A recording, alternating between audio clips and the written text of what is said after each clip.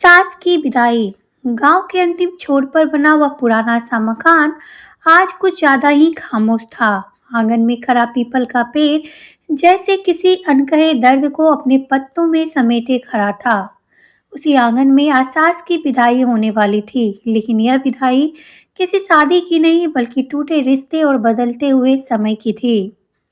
शांति देवी इस घर की सास अपने जमाने में बहुत मजबूत मानी जाती थी। पति की मृत्यु के बाद उन्होंने अकेले ही घर संभाला था। बेटे राजेश को पढ़ाया लिखाया, नौकरी लगवाई और फिर उसकी शादी कर दी। बहू आई सीमा। सीमा पढ़ी लिखी, शांत स्वभाव की लड़की थी और संस्कारों से भरी हुई। लेकिन शांति देवी को शुरू से ही लगता था कि आजकल की लड़कियां घर नहीं संभाल सकती। सीमा ने हर कोशिश की, सुबह जल्दी उठना, सास के पैर छूना, बिना बोले काम करना, लेकिन शांति देवी का मन कभी नहीं पसीजा। हमारे जमाने में वही बहुएं ऐसा नहीं करती थी। जरा सी बात में मुंह बना लेती है, पता नहीं मेरे बेटे को क्या जादू कर दिया है। ये शब्द हर दिन सीमा के कानों में चुभते। सीमा ने कभी जवाब नहीं दिया। वह जानती थी कि अगर वह बोलेगी तो बात और बिगड़ेगी। पति राजेश की भी माँ के सामने चुप रहते। रात को सीमा अकेले तकिए में मुंह छुपाकर रोती, लेकिन सुबह फिर वही मुस्कान ओढ़ लेती। एक दिन सीमा बीमार पड़ गई। तेज बुखार में भी उसे खाना बनाया, लेकिन शांति देवी ने थाली देखकर कहा, ये खाना है? बहाना ढूंढती रहती है काम से बचने का। उस दिन सीमा की आंखों में आंसू आए। कुछ टूट गया था। समय बीतता गया। एक दिन राजेश का ट्रांसफर शहर हो गया। सीमा और राजेश शहर चले गए। शांति देवी गांव में अकेली रह गई। शुरू में उन्हें लगा कि 2 दिन में खुद ही लौट आएंगे, लेकिन महीनों बीत गए। शहर में सीमा ने नौकरी कर ली। पहली बार उसने आत्मसम्मान महसूस किया। राजेश भी अब माँ की शक्ति को समझने लगा था। इधर गांव में शांति देवी का स्वास्थ्य गिरने लगा। घुटनों में दर्द, आंखों की रोशनी कम और घर में गूंजती खामोशी। एक दिन शांति देवी गिर पड़ी। पड़ोस की महिला ने उन्हें अस्पताल पहुंचाया।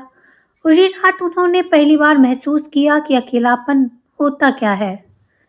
उन्हें सीमा की याद आई, उसके हाथ का बना काढ़ा, उसका बिना बोले काम करना, उसकी खामोशी में छुपा दर्द। आंखों से आंसू बह निकले। मैंने क्या खो दिया? उन्होंने खुद से पूछा। डॉक्टर ने साफ कहा, अब आपको अकेले नहीं रहना चाहिए। राजेश को खबर दी गई। वह माँ को लेने गांव पहुंचा।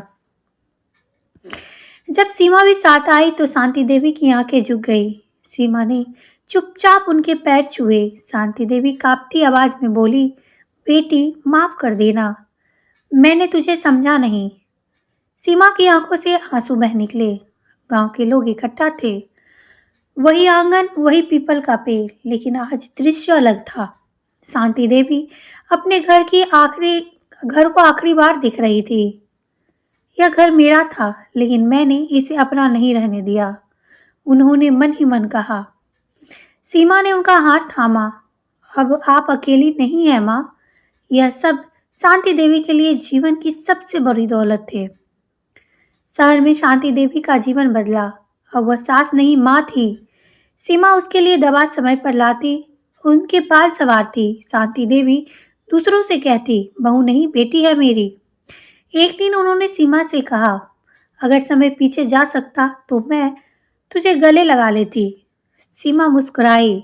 अभी देर नहीं हुई माँ। सास की विदाई सिर्फ घर से नहीं थी, वह विदाई थी अहंकार की, कठोरता की और पुराने विचारों की। रिश्ते आदेश से नहीं, समझ से चलते हैं। बहू अगर चुप है तो कमजोर नहीं, और सास अगर बदले तो परिवार बच सकता है।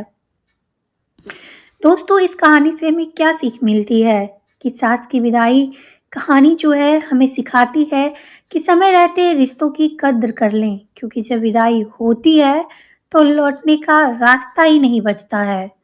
अगर आपको मेरा ये छोटा सा प्रयास अच्छा लगा हो, मेरी कहानी अच्छी लगी हो, तो मेरे चैनल को ज़रूर आप लोग सब्सक्राइब करिए, क्योंकि इस तरह की बहुत सारी कहानियाँ मेरे चैनल पे अभी भी हैं उसे भी जाकर आप लोग सुनिए, प्यार दीजिए और मुझे सपोर्ट करिए।